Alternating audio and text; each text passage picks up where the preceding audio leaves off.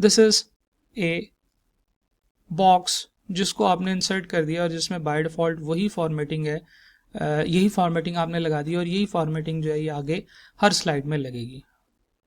इस वक्त हम स्लाइड मास्टर में हैं और हमने एक प्लेस होल्डर इंसर्ट कर दिया। वन प्लेस होल्डर का एक बड़ा खूबसूरत सा डिज़ाइन भी बना दिया, इसके एक ब्लू कलर की लाइन है। हम जाते हैं यहाँ पे प्लेस होल्डर के अंदर ही और एक और प्लेस होल्डर टेक्स्ट का इंसर्ट करते हैं जो कि बिल्कुल इसके बराबर होगा, यहाँ से लेकर यहाँ तक इस तरीके से। अच्छा, अब यहाँ पे हम कंट्रोल ए करके ये जो कुछ लिखा हुआ सेलेक्ट करते हैं, बैक स्पेस करके इसको बिल्कुल खाली कर देते हैं और यहाँ पे कुछ लिखते हैं और इसको सेलेक्ट करके हम इसका फॉर्मेट चेंज करते हैं। फॉर एग्जांपल मैं चाहता हूँ कि इसका फॉर्मेट आए एरियल, ओके, फॉन्ट साइज जो है वो हो जाए थोड़ा सा और छोटा, या चले थोड़ा सा और बड़ा, ओके। तो ये बाय डिफ़ॉल्ट ये इसका फॉन्ट साइज हो जाएगा और उसके बाद आप यहाँ से सब कुछ डिलीट कर दें। आप यहाँ पे लिख दें कि click to add question, okay. इसी तरीके से हम लोग आगे चलते हैं और एक और प्लेस होल्डर इंसर्ट करते हैं जो कि ऑप्शंस का होगा और फिर उसके सामने डिफरेंट प्लेस होल्डर्स इंसर्ट करेंगे जो कि ऑप्शन की स्टेटमेंट होगी और फिर करेक्ट आंसर बिल्कुल उसी तरीके से। लेकिन इस दफ़ा हम लोग बॉक्सेस इंसर्ट नहीं कर रहे हैं, हम लोग प्लेस होल्डर्स इंसर्ट कर रहे हैं। अच्छा चलें बॉक्सेस भी इंसर्ट करते हैं। मैं यहाँ से एक बॉक्स इंसर्ट करता हूँ जो कि यहाँ पे आ गया है। ये जो बॉक्स है जब आप ये इंसर्ट कर देंगे तो ये एक फिक्स बॉक्स की तरह आपके स्लाइड में आ जाएगा। This is not a place holder, right.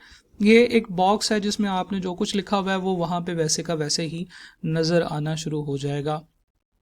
इसी बॉक्स को मैं यहाँ से कॉपी करता हूँ, एक दफ़ा पेस्ट किया, दूसरी दफ़ा, तीसरी दफ़ा पेस्ट करने के बाद ये जो सबसे जो चौथा है ना वो मैं तकरीबन यहाँ पे रख देता हूँ। इसके बाद मैं इन सबको सेलेक्ट करता हूँ। अब ये एक ऐसी चीज़ है जो कि आपकी बुक में तो नहीं है लेकिन मैं आपको वैसे बता रहा हूँ। आपने सबसे पहला इमेज और सबसे आखिरी इमेज सेलेक्ट भी कर लिए सारे इमेज, और पहले और आखिरी को जो है ना वो एक दूसरे से दूर दूर ले गए। फिर आपने जाना है फॉर्मेट के अंदर और अलाइन के अंदर, और यहाँ पे एक ऑप्शन होती है डिस्ट्रीब्यूट हॉरिजॉन्टली या vertically. If you click on distribute vertically तो वो इन्हीं शेप्स को इस तरह से डिस्ट्रीब्यूट कर देगा पहले और आखिरी के दरमियान में कि इन चारों के दरमियान में जो स्पेस है वो बिल्कुल सेम होगी। यहीं से आप दोबारा करें अलाइन लेफ्ट, तो अब ये देखें ये बड़े खूबसूरत तरीके से जो है ना ये डिस्ट्रीब्यूट हो गई हैं। तो this is option B and this is option C. अब मैं फिर बता रहा हूँ कि ये प्लेस होल्डर नहीं है, ये बल्कि आपने एक फिक्स टेक्स्ट यहाँ पे इंसर्ट कर दिया। ये हर स्लाइड में शुरू में ही बिल्कुल ऐसे ही नज़र आना शुरू हो जाएगा, राइट। अब हर एक की ऑप्शंस के लिए मैं टेक्स्ट की जो लेआउट है ना, टेक्स्ट का जो प्लेस होल्डर है वो दोबारा यहाँ पे इंसर्ट करता हूँ। तो जनाब तकरीबन इस साइज़ का हमारा टेक्स्ट का लेआउट होना चाहिए। इसको मैं कंट्रोल ए करता हूँ, बैक स्पेस कर देता हूँ 2-3 दफ़ा, क्योंकि इसमें नॉर्मली जो लगी होती है वो बुलेट स्टाइल लगा होता है और हमें बुलेट स्टाइल नहीं चाहिए। तो मैं इसी तरीके से यहाँ से इसको कंट्रोल सी किया, फिर उसके बाद 1-2-3 दफ़ा कंट्रोल वी किया, और जो सबसे ऊपर जो इंसर्ट हुआ हुआ यानी कि सबसे एंड पे उसको यहाँ पे डी के सामने ला के सीधा कर दिया। और फिर उसी तरीके से मैं जाऊँगा, इन चारों को सेलेक्ट करूँगा, अलाइन से डिस्ट्रीब्यूट वर्टिकली और उसके बाद अलाइन लेफ़्ट करूँगा, तो ये सारे बिल्कुल एक दूसरे के सामने सामने आ जाएंगे। थोड़ा सा फ़र्क है, मैं इन सारों को सेलेक्ट करके थोड़ा सा ऊपर करूँगा तो ये मेरे पास जो है ना इनकी अलाइनमेंट बड़ी खूबसूरत तरीके से इकट्ठी आ गई है। अब करेक्ट आंसर जो है वो मैं चाहता हूँ कि इन दोनों, इसको थोड़ा सा छोटा किया जाए और इसको भी थोड़ा सा छोटा किया जाए, और करेक्ट आंसर का जो प्लेस होल्डर है ना यहाँ पे इंसर्ट करें। फिर then again I am not inserting the shape, actually I am inserting the placeholder जो कि मेरे पास यहाँ पे स्लाइड मास्टर में नज़र आ रहा है, place holder of correct answer, right, okay. तो यहाँ पे मैंने एक प्लेस होल्डर इंसर्ट कर दिया, इसको भी कंट्रोल ए करते हैं, सारा कुछ डिलीट करते हैं तो ये बिल्कुल खाली हो जाएगा। यहाँ पे सैम्पल के तौर पे मैं एक ऑप्शन लिख लेता हूँ और फिर उसके बाद इसका जो फॉर्मेटिंग करनी है वो मैं इसके ऊपर फॉर्मेटिंग कर लेता हूँ। फॉन्ट साइज इंक्रीज कर दिया, मिडल अलाइन कर दिया, सेंटर अलाइन कर दिया, और इस तरीके से दिस इज़ द आंसर। अच्छा, इसको भी मैं चाहता हूँ कि इसके गिर्द भी एक बॉक्स नज़र आए, राइट। तो बैक स्पेस कर देते हैं, इसको खाली कर देते हैं, तो वो यहाँ पे कहेगा क्लिक टू ऐड, इसको इग्नोर कर दें।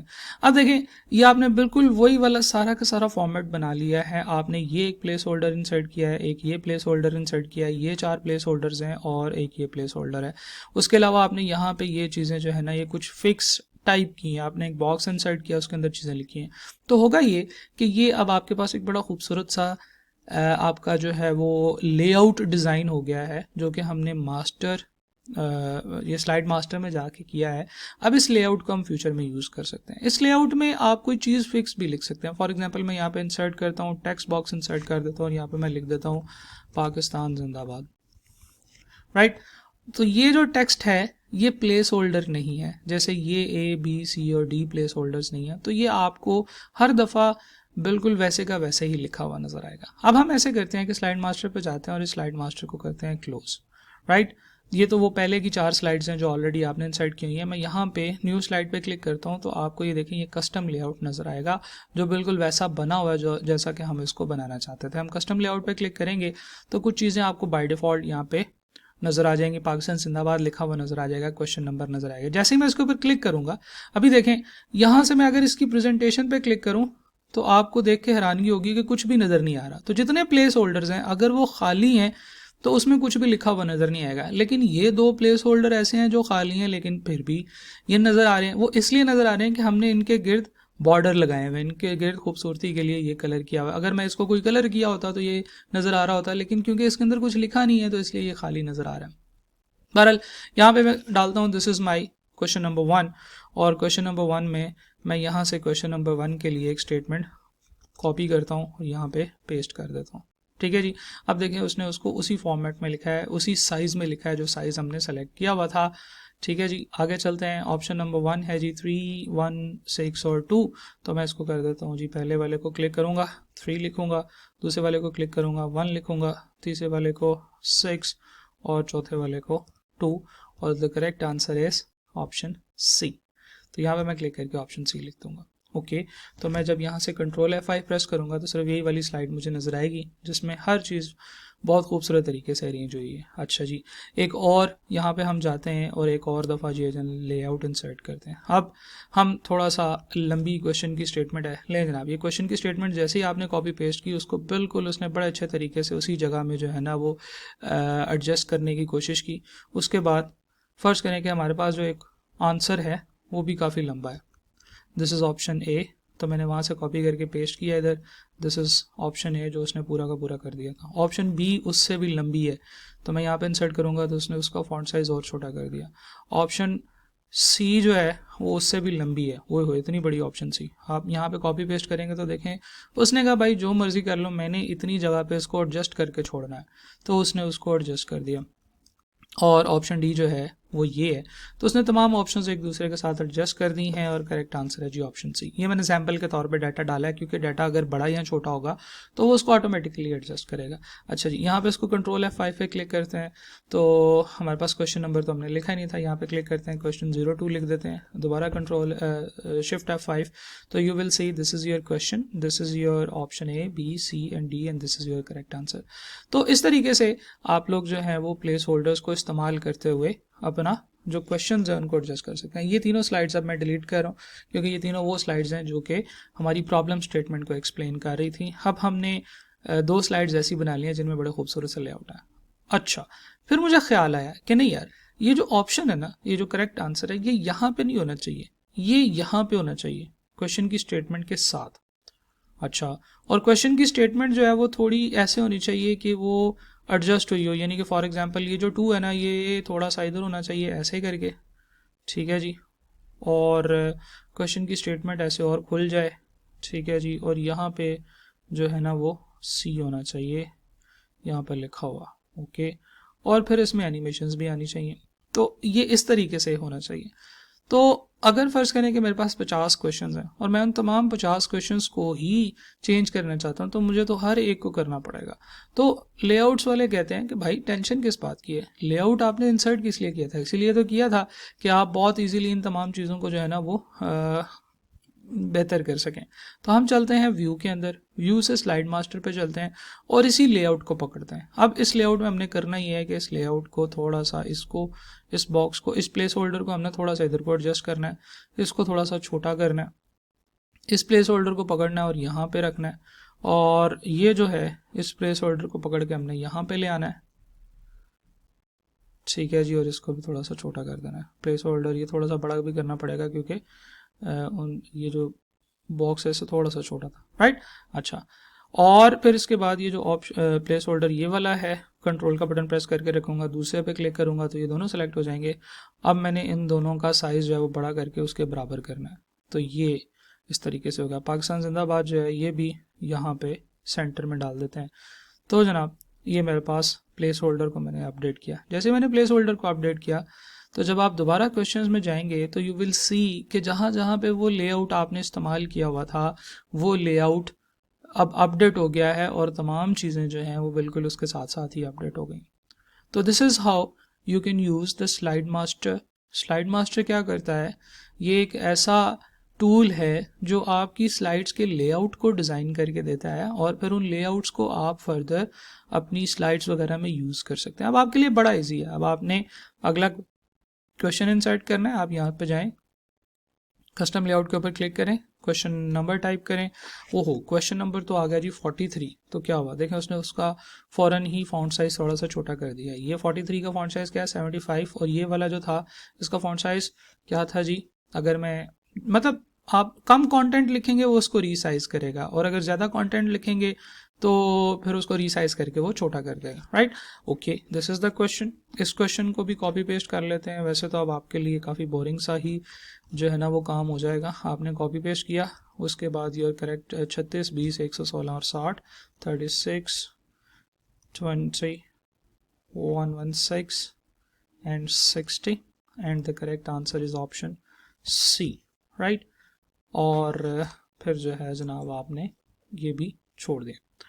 तो इस तरीके से आप अपनी एक डिज़ाइन, एक लेआउट को डिज़ाइन कर सकते हैं स्लाइड मास्टर से, और फिर उसके बाद उस लेआउट को मल्टीपल टाइम्स यूज़ कर सकते हैं, बजाय इसके कि आप एक ही स्लाइड को कॉपी करें, दोबारा पेस्ट करें, फिर उसमें चीज़ें एडिट करें। और फिर उसमें और भी एक मसला था कि अगर टेक्स्ट का साइज़ छोटा बड़ा होगा तो वो बाहर चला जाएगा। इस तरह के बहुत सारे मसले थे जिनको हमने यहाँ पे स्लाइड मास्टर में डिस्कस किया। अब स्लाइड मास्टर को और देख लेते हैं। जब आप स्लाइड मास्टर पे जाते हैं तो जिस भी लेआउट पे जाते हैं आप उसके ऊपर कर्सर करें तो उसका नाम आ रहा होता है कस्टम लेआउट। इसका नाम है कस्टम लेआउट। मैं इसके ऊपर राइट क्लिक करके इस लेआउट का नाम रीनेम कर सकता हूँ और मैं इसका नाम रख सकता हूँ MCQs, राइट। ओके, तो रीनेम कर दूंगा तो इसका नाम क्या आ जाएगा, MCQs लेआउट। इसके बाद लिखा हुआ है यूज्ड बाय स्लाइड 1 2 3। तो आपके स्लाइड्स के अंदर, आपकी प्रेजेंटेशन के अंदर एक लेआउट जितनी स्लाइड्स में यूज़ हुआ है वो लिखा हुआ नज़र आ रहा होगा। इसके अलावा और डिफरेंट जितने टाइप के लेआउट्स हैं वो सारे आपके पास यहाँ पे नज़र आ रहे होते हैं। और आपके पास एक मेजर लेआउट नज़र आ रहा होता है जिसे हम स्लाइड मास्टर कहते हैं। स्लाइड मास्टर एक ऐसा लेआउट होता है जिसमें जो चेंजेस आप करेंगे वो इससे नीचे वाली तमाम स्लाइड्स में हो जाएगी, राइट। फॉर एग्जांपल आपने MCQs भी देने हैं तो आपने MCQs के लिए ये वाला फॉर्मेट डिज़ाइन कर लिया। आपने फिल इन द ब्लैंक्स भी देने हैं तो आप एक बड़ा खूबसूरत सा design fill in the blanks के लिए भी कर लेते हैं। फिर आपने MTQs देने हैं, आपने मल्टीपल सेलेक्टिव क्वेश्चंस देने हैं जिसमें आप एक से ज़्यादा ऑप्शंस को सिलेक्ट कर सकते हैं। तो इस तरीके से आप हर टाइप के क्वेश्चन के लिए एक स्लाइड डिज़ाइन कर लें और उस स्लाइड्स को यहाँ पे डाल दें। लेकिन व्हाट इफ़ कि आप एक मेजर चेंज करना चाहते हैं और वो तमाम स्लाइड्स पे करना चाहते हैं। फॉर एग्जांपल आप चाहते हैं कि जो आपकी स्लाइड है उसका जो बैकग्राउंड है वो कुछ इस तरह से हो, ठीक है जी। तो जो आप मास्टर स्लाइड में जाएंगे और उसमें कोई चेंजेस करेंगे तो वो चेंजेस तमाम की तमाम स्लाइड्स में हो जाएंगी और उसके बाद वो स्लाइड्स जो हैं वो फिर अब आपके पास उसी फॉर्मेट में नज़र आना शुरू हो जाएंगे, राइट। एक तो आपने ये किया कि इनका जो है वो बैकग्राउंड का कलर चेंज कर दिया। अच्छा, हम फिर दोबारा व्यू में जाते हैं, स्लाइड मास्टर पे जाते हैं। ये जो टेक्स्ट था इसका फॉन्ट कलर जो था वो, अब ये टेक्स्ट अब आपको नज़र नहीं आ रहा। आप इसके फॉर्मेट में जाइए, इसके फिल में जाइए, इसका फिल कर दें ब्लैक, और फिर इस जो है प्लेस होल्डर पे जाइए, इसका फिल भी कर दें ब्लैक। तो जब आप एक दफ़ा इन दोनों का फिल चेंज करेंगे, ये आप किधर कर रहे हैं, ये सिर्फ आप उस स्पेसिफिक लेआउट में कर रहे हैं, क्योंकि आपको सिर्फ उस स्पेसिफिक लेआउट में मसला है।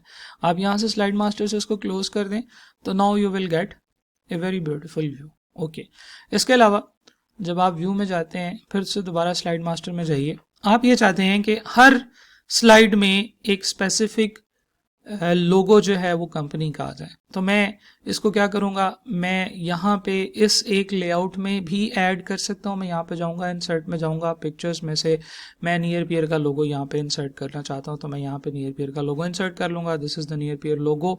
ये बैकग्राउंड क्योंकि डार्क है, तो मैं इस पिक्चर को पिक्चर करेक्शंस में से जाके, तो यहाँ पे पिक्चर करेक्शन ऑप्शंस में क्लिक करके इस पिक्चर की ब्राइटनेस इंक्रीज कर दूंगा।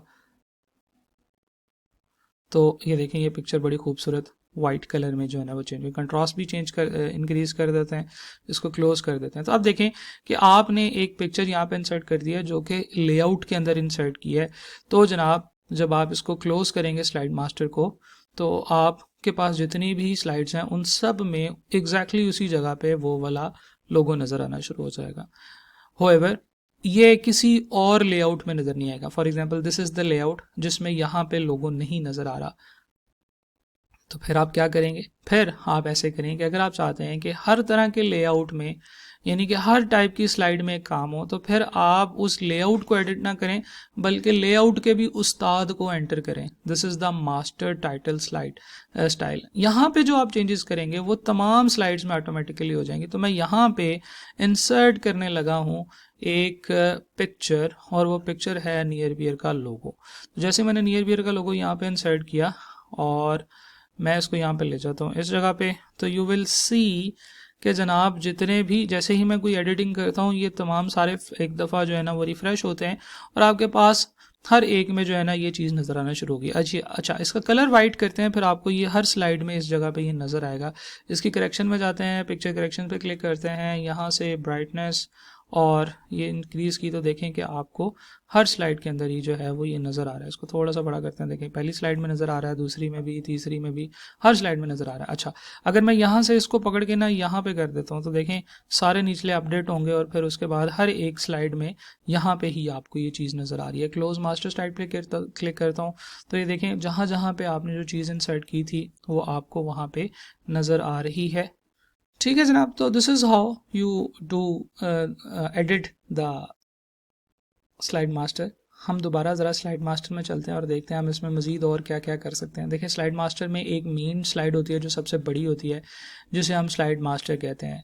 ठीक है जी, तो स्लाइड मास्टर इस ऑप्शन को भी कहते हैं जिस ऑप्शन में ये काम आप करते हैं, और इसमें जो सबसे बड़ी स्लाइड होती है उसको स्लाइड मास्टर कहते हैं। ये उसकी जो चाइल्ड स्लाइड्स हैं, ये देखें ये छोटी सी डॉटेड लाइन भी आ रही है जो कि एक्सप्लेन कर रही है कि ये सारी वो स्लाइड्स हैं जो कि इस स्लाइड के चेंज होने से अपडेट होंगी। ठीक है जी, तो मैं बैकग्राउंड डिज़ाइन जो है वो हो, चलें ये वाला ग्रे वाला कर देते हैं। तो देखें कि अगर मैंने किसी एक लेआउट पे क्लिक किया था और उसका बैकग्राउंड स्टाइल चेंज किया तो सिर्फ उसी का बैकग्राउंड स्टाइल चेंज हो गया, बाकी सब का वैसे ही रहा। लेकिन मैं अगर मेन टाइटल स्लाइड पे जाके तो बैकग्राउंड चेंज करता हूँ तो फिर सब का बिल्कुल वैसे ही हो जाएगा लेआउट जैसे कि मैंने टाइटल स्लाइड का जो है ना वो किया। इवन इसके अंदर ही रहते हुए आप एनिमेशंस भी लगा सकते हैं। जैसे मैं ये चाहता हूँ कि एनिमेशन में सबसे पहले ये और ये चीज़ जो है ये इकट्ठी आए, तो मैं दोनों को सेलेक्ट करूँगा, एनिमेशन में जाऊँगा, फ्लाई इन करूँगा, तो ये देखें ये दोनों चीज़ें इकट्ठी फ्लाई इन आ रही हैं और इसके साथ ही 1 2 और 2 भी लिखा हुआ आ रहा है। मैं इस 2 पे क्लिक करता हूँ और इसको कहता हूँ this should be with previous. तो इन अब ये जो है ये प्रीव्यू करके देखते हैं कैसे आएगा, ये दोनों इकट्ठे आएंगे। फिर उसके बाद मैं ऑप्शंस की बात करता हूँ। ये तीनों ऑप्शंस जो हैं इसमें ऐसे करते हैं कि इस ऑप्शन को सिलेक्ट करते हैं, इसके ऊपर हम एनिमेशन लगाते हैं फ्लाई इन की, लें जनाब, तो ये फ्लाई इन की एनिमेशन होगी। फ्लाई कहाँ से आए, फ्रॉम लेफ्ट।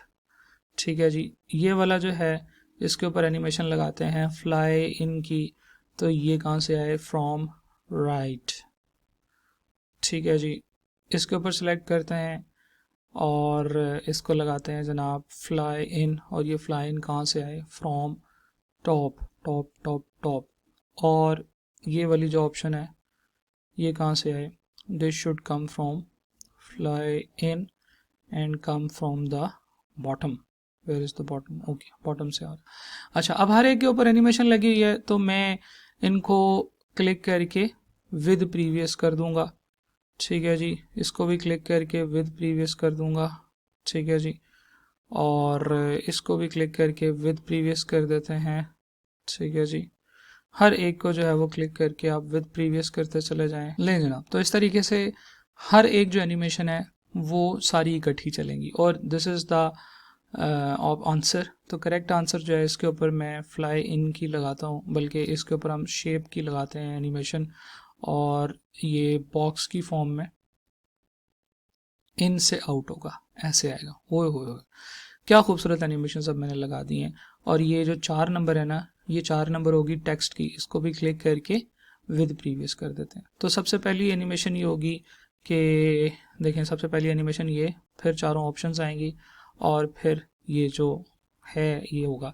अच्छा, अब हमने मास्टर स्लाइड में रहते हुए एनिमेशन अप्लाई की है, तो क्या ख्याल है ये एनिमेशन कितनी स्लाइड्स पे अप्लाई होगी?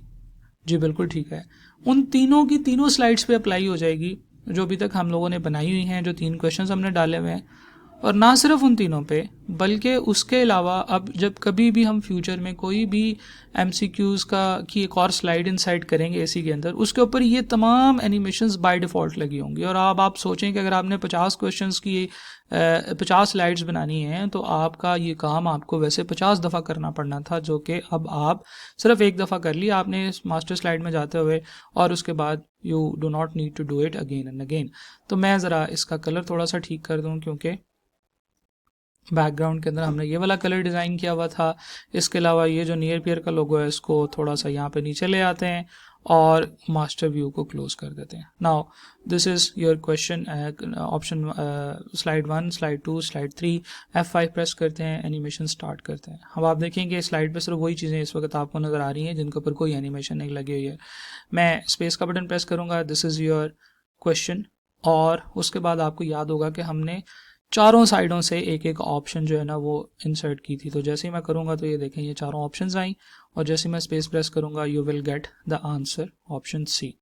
स्पेस, नेक्स्ट स्लाइड पे चले जाएंगे, this is your question, these are your options and this is your correct answer. Okay, space, next slide, this is your question, these are your options and this is your answer. Right, तो इस तरीके से एक काम बजाय इसके कि आप बार बार करें, आपने उसका लेआउट डिज़ाइन कर लिया, आपने उसके ऊपर एनिमेशंस लगा दी, वो तमाम एनिमेशंस और वो हर चीज़ जो है वो अगली दफ़ा हर एक चीज़ पे लग जाएगी। Right, that's all for the slide master. Slide master जो होता है ये लेआउट्स डिज़ाइन करने के लिए इस्तेमाल होता है, या प्री डिफाइन जो लेआउट्स होते हैं उनको एडिट करने के लिए इस्तेमाल होता है। और इन लेआउट्स का बेसिकली हमें क्या फ़ायदा है कि हमने अगर एक जैसी स्लाइड्स बनानी है तो हम उस स्लाइड का लेआउट डिज़ाइन कर लें और उसके बाद हम सिर्फ उसमें डाटा इंसर्ट करते हैं, तो बहुत सारे काम पावर पॉइंट उसके ऊपर खुद से ही कर देगा, और फिर आपको वो काम बार बार करने की ज़रूरत नहीं है। तमाम फॉर्मेटिंग्स, तमाम एडिटिंग्स, फॉर्मेटिंग जो है वो साथ में हो जाएंगी, एडिटिंग्स हो जाएंगी, एनिमेशंस लग जाएंगी, और आपको जो है वो ट्रांजिशन भी इवन आप इसमें लगा सकते हैं। आप स्लाइड्स के ऊपर ट्रांजिशन लगा दें स्लाइड मास्टर में जाके लेआउट के साथ, तो वो ट्रांजिशन आपकी उस तरह की स्लाइड पे हमेशा वही जो है ना वो ट्रांजिशन लगेगी। Right, that's it. तो इस वीडियो को हम यहाँ पे कंक्लूड करते हैं। वी वर डिस्कसिंग कि स्लाइड मास्टर क्या होता है, और फिर उसके बाद प्लेस होल्डर और स्लाइड मास्टर के लेआउट्स को डिज़ाइन करना, ये चीज़ें सीखी। अब आप अपनी बुक के अंदर जो रेलिवेंट एरिया है उसको स्टडी करें और इससे रिलेटेड जो MCQs हैं उनको सॉल्व करें। Thank you very much.